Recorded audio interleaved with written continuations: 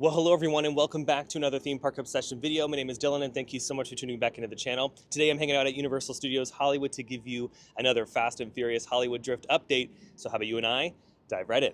Okay, I've made it to the lookout. We're getting right into Fast and Furious Hollywood Drift.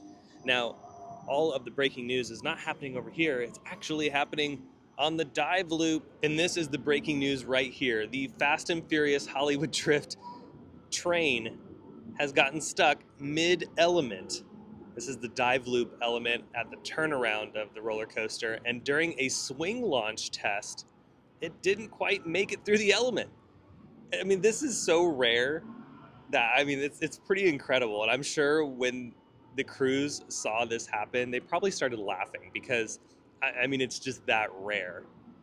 There's so much like weight on that train, and it has to land just right in order to stop right there. And at the end of the day, someone's got to buy a lottery ticket because that was probably so unexpected. Some things happen during the testing phase. They purposely do some stuff during the testing phase, but I don't know if this was on purpose. I feel like this was just coincidence, and us coaster enthusiasts and crew members were just really surprised by it. I mean, this is so cool to see, and you could see right there in the shot that crew members are working on getting some stuff hooked up to possibly push that thing down into the rest of the element or push it back the other way at the start of the element. I don't know if that's going to happen during park hours or if they'll do this after hours, but who knows? They did the swing launch test during park hours, so maybe I'll get lucky and see this thing go through the rest of the element. But how funny is that? Now, the reason why this is incredibly rare is because of the nature of the coaster. So during normal operation, the launch will probably be a little bit faster in this section, and you got to remember, you have a bunch of different weight that's going to be sitting in the train, and on top of that, the cherry on top really, is that these coaster cars will be spinning during the course of the layout. So the odds of it being stuck like that in the same position during normal operation, it's probably virtually zero. I just can't get over the odds of that happening during a swing launch test. I really hope someone bought a lottery ticket, and I hope that they win the biggest prize ever, because when I saw this the other day online, I was like, OMG, that is insane. Hey, clearly Vin Diesel didn't push the train fast enough. And remember, in my previous video, the coaster train was right there in front of me here at the block section. So since then, they've been toying around with the LSM launch over here, which is pretty fun. So I'm really curious to see when they're going to do the rest of the layout. And I hope that this vantage point is open when they start doing that, because, just this view alone right here, through the stall, is going to be so good.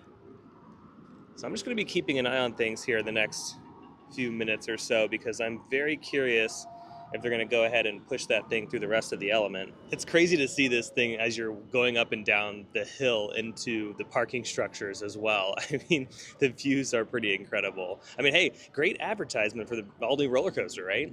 You could see this thing from the freeway, and then you could see it going up and down the hill and in the Frankenstein parking structure. This is, I don't know, as a coaster enthusiast, this is so much fun to watch. I love this kind of stuff. Obviously, the ride itself is going to be incredible once it opens, but the testing phase, the build out, and all that kind of fun stuff, it's just so fascinating. And what's really crazy again about this train being stuck in the element is that these cars are very heavy. So the fact that the weight lined up just right on each end of the train in order for it to just stay stuck in that position for over a day now, that is insane. And this is where the swing launch was happening. It was happening on this side of the track here. So the coaster was in the valley. It started going in reverse up to this little wave turn here, and then into the dive loop. So I don't know if they've done a test on the straightaway right here that eventually gets its way to the stall. I don't know if they've done a full layout test.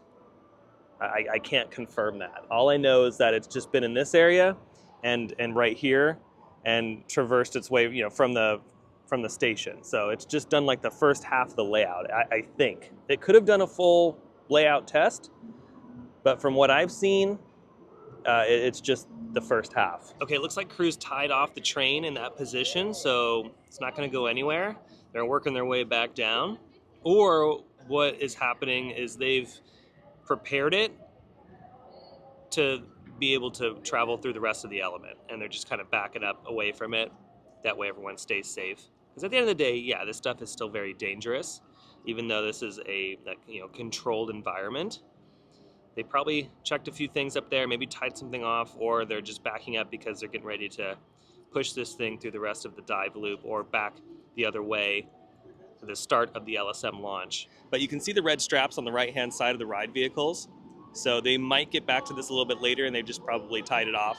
That way, again, for safety, it doesn't roll forward or back while they're working in that area. Yeah, I'm thinking a lot of action is going to happen in the evening hours when the park is closed, because if they were on that lift right now, they would have just either tried to figure out a way to push it down or pull it down, but that's not what they did. It looks like they went ahead and tied off that train, so it'll stay in the position for a little bit. So yeah, overnight or in the early morning hours, that train might make its way back down to the LSM launch, and they will continue the testing phase, because that's going to happen here over the course of the next few weeks and into the holiday season. They're going to be doing this throughout park hours, after hours. They need to do a lot of testing for this ride. Okay, a few minutes has gone by, and it looks like crews are making their way back up to the ride vehicles. So yeah, I'm wondering what they're going to do now. Keep an eye on it. I'm going to stay here for a minute, so I want to try to capture anything I can, especially if the train does start to move. Okay, they've made it to the top of the element. I don't know if they're tying something else off.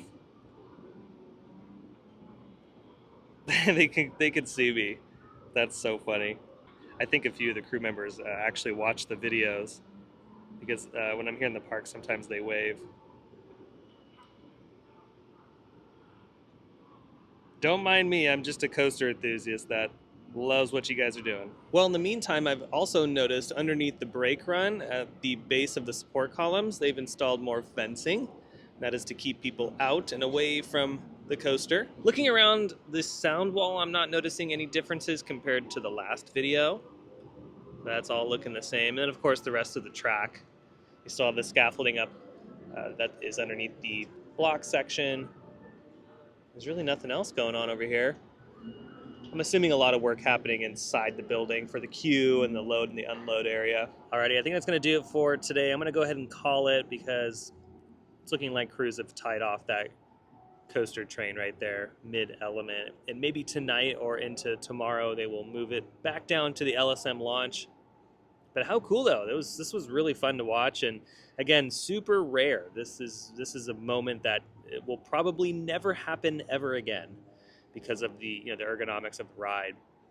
And also, for those wondering, I don't think they're gonna pull this thing down with a cable or anything, because you don't want the cable to get caught up in the wheels or any of the mechanisms underneath the ride vehicles. So if anything, they might just use a crane to push or pull this thing in and out of the element. So yeah, fun stuff here at Universal Studios Hollywood. I will be back soon to see what's going on. Okay, so a little bit of an update before I officially close it out, but as I got home, of course, the train made it through the element. My buddy who was at Universal was able to get some footage, and I can't believe it. Of course, I was sitting there for like a few hours, no movement. I thought, okay, you know what? They're just going to wait until the park is closed or early in the morning. Nope, they did it right when I got home. So maybe 45 minutes after I had left the park. So it's official. The train is out of the element. Now, one more thing as I'm working my way out of the park, the entrance marquee for Hollywood Drift is shaping up nicely this week. And it looks like it's almost done. Well, there you have it. There's your update on Fast and Furious Hollywood Drift here at Universal Studios Hollywood for the day. I hope you enjoyed the video. If you did, you can let me know by smashing the thumbs up button. And if you're new to the channel and you love these videos from Universal or some of your other favorite theme parks, well, you should consider subscribing, because I have brand new videos every single week that you won't want to miss out on. Also, be sure to check out my second channel, my Instagram account, and my X account. All of those links will be down below in the description. But until the next video, I hope you have a beautiful day, morning, evening, whatever it is. I'll see you next time in the parks. Bye.